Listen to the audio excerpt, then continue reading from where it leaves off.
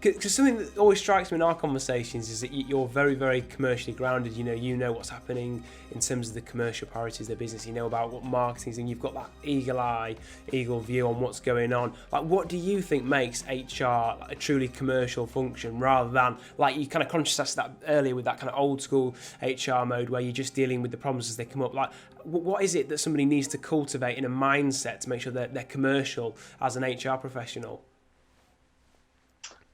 To me, it's really about partnering. So obviously, the whole Ulrich business partnering model was a really trendy thing to do, wasn't it, a few years ago? And some really progressive organisations, generally the larger ones, adapted to that really quickly. And then others sort of did through necessity or through branding, and didn't necessarily, I guess, fully take on board what that actually means. So, for example, I have business partners in place. I've got three key business partners, and I expect them to be experts in their area. So we have that's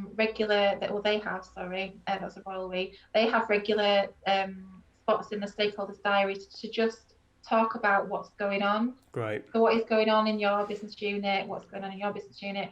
What can I do now to help? But also from the horizon scanning perspective, what's coming down the line? What are you going to need some assistance with? What can I see now that I can do to add value to the conversations? And we've just completed our 3-year planning process, and what I thought was really, really powerful, I shared it with my team, and it was like a hallelujah moment, was the amount. I did a sort of a pyramid of where we came from. So when I first joined the business, what was the ratio of time you're spending on admin, time spent on doing stuff, and then time spent on strategy, versus where we are now. And it's admin is a little slither of 10% at the bottom. Fantastic. We've got a great deal of the doing, but we've also got 25 to 30% of strategy. Brilliant. So it's not just about, as I say, doing the doing. It's certainly not about pushing paper. It's about making really good quality decisions with your key stakeholders, not being one step behind them. You need to be really with them. So those really effective relationships that I have with my exec team members, and my team have with their functional stakeholders as well, is absolutely critical for me. If that doesn't work, then we're not really adding the value that we should be doing. So, and anyone that comes into the profession,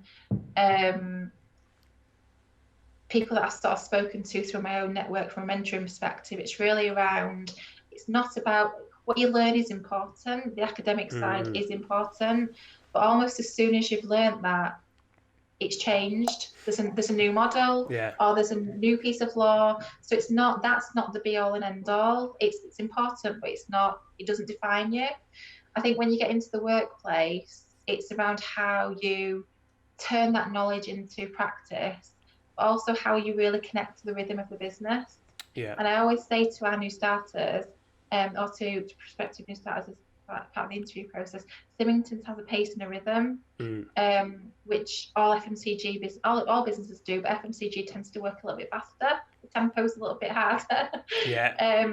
And it's tuning yourself in with that. And I think a key strength of a great business partner, people or HR team business partner, is you're able to really tune into that and work with your stakeholders to deliver a really great added value function. And we've got some brilliant people coming up through the profession. And again, from my perspective, it's really exciting to see that, to see what's going to keep us on our toes. Yeah. What are the next things? What's going to help us keep getting better? And that's talent that's coming through